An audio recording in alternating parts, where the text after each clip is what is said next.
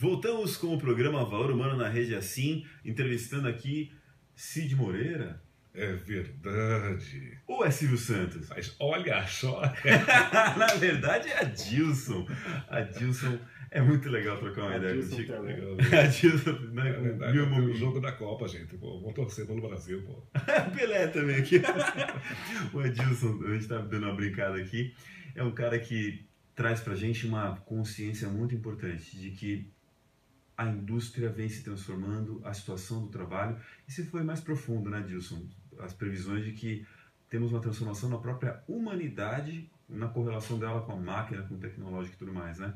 Minha pergunta, Adilson, como navegar nesse novo mundo? Quais são as características, as habilidades, as capacidades necessárias para ser um vitorioso nesse mundo que está se desdobrando para nós aqui em frente? Pergunta excelente, Rafael.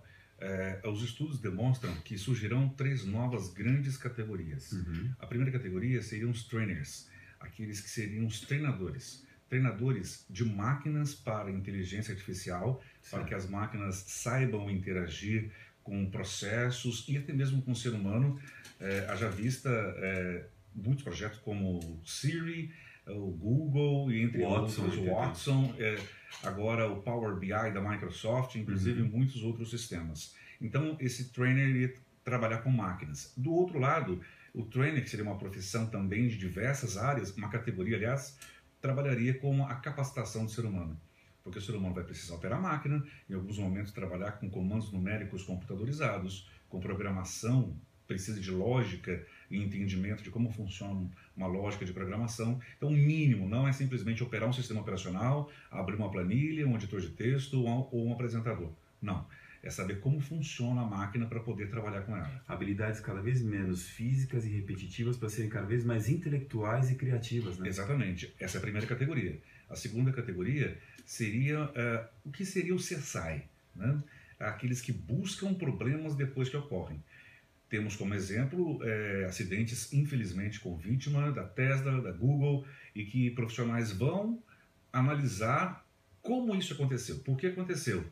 Reprogramar todo o processo, tanto de informática como de conduta, alinhamento à máquina, para que isso não se repita, incluindo, inclusive, novas variáveis para evitar algo semelhante. Para fazer com que o sistema fique mais robusto, seguro, né? Não tendo esse risco de repetir esse problema fatal ou que gere prejuízo imenso. Né? Sim, inclusive com vidas humanas, né? Seria a segunda categoria. E a terceira categoria, não menos importante, seriam os controladores, aqueles que fariam a monitoria do sistema. Não pense que seria um trabalho menor, porque eu vou fazer uma comparação com o que existe hoje, os controladores de voo.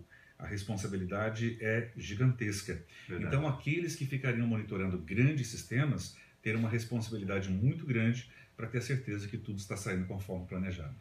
Olha aí, essa já é a boa notícia ligada ao que a gente conversou no nosso último bloco. Lembra que ele falou que 43% dos empregos que nós conhecemos hoje serão extintos? Ele acabou de contar sobre 3 empregos que sequer existiam. Hoje em dia tem um monte de emprego até muito mais popular, é youtuber, é gerente de rede social, é gente que faz um monte de coisa que não existia. A flexibilidade nesse processo para migrar de onde você estava para onde você vai passar a estar hoje é importantíssimo.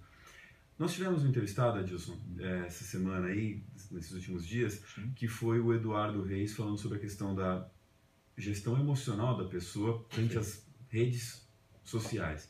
Eu queria te puxar a mesma pergunta dentro da questão da indústria 4.0. Como é que fica a questão emocional de relações humanas perante essa questão da inteligência emocional perante essa questão da indústria 4.0? Olha, pergunta muito pertinente, inclusive desde 2012, que o Hospital das Clínicas de São Paulo vem tratando esse assunto com grande seriedade, inclusive internando pessoas voluntariamente ou por solicitações por vícios exagerados à internet. Ou seja, eu não consigo me desligar da internet. Existe um teste, inclusive, que é possível ser feito online, dependenciadeinternet.com.br. A gente pode acessar e fazer o teste online, é gratuito, e já existe tratamento. Acredite, Rafael, o tratamento para dependente de internet é o mesmo tratamento daqueles que são dependentes químicos, trabalham, que utilizam maconha, cocaína e tantas outras drogas. Inclusive, quando essas pessoas elas são retiradas do meio de internet, do meio que estão acostumadas, elas possuem os mesmos sintomas da crise de abstinência, exatamente, a mudança de temperamento. Totalmente. Como tem inteligência emocional? O que vai compor a inteligência emocional no meio desse processo, cara?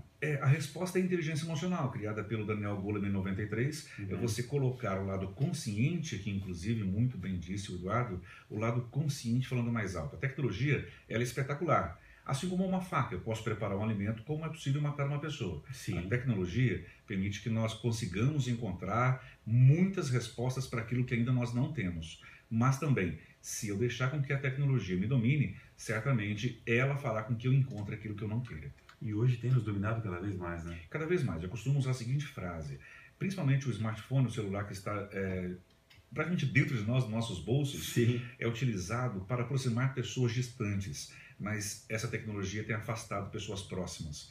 Esse cuidado que nós devemos ter quando estamos com a família, amigos, reunidos, priorizar a relação humana, deixar com que a inteligência, a racionalidade, fale mais alto diante da emoção. Naturalmente, o ser humano é ao contrário. A emoção fala mais alto e manda na razão, naturalmente. Isso faz parte da nossa essência, né? Sim. E aí eu queria perguntar, nesse sentido, Adilson, como é que o empresário, quais são as suas dicas, em geral, para o empresário ante esse mundo em transformação industrial? O que você sugere que ele faça com as pessoas que trabalham com ele, né? Sim, vai ser um processo assim como a tratativa dos outros vícios. Há algum tempo, não muito distante, tínhamos a liberação, era permitido, era comum, bonito inclusive, fazer parte de status e fumar em ambientes. Ah, é verdade. É isso? O pessoal fazia aquela pausa para fumar, hoje não tem mais Exatamente. tanto, né? Juntava todo mundo, quem não fumava ficava de fora. Exato. Hoje não, hoje tem áreas reservadas, espaços proibidos, empresa com tabaco zero. Da mesma forma, é preciso que nós consigamos deixar essa tecnologia que nos atrapalha, fazendo com que ela seja oferecida de maneira que nos agregue algum valor. Transformações cada vez mais rápidas e contundentes. Como reagir nesse mundo em constantes transformações. Continuaremos conversando sobre isso na volta do nosso intervalo do programa Valor Humano na Rede Assim, a rádio mais informada.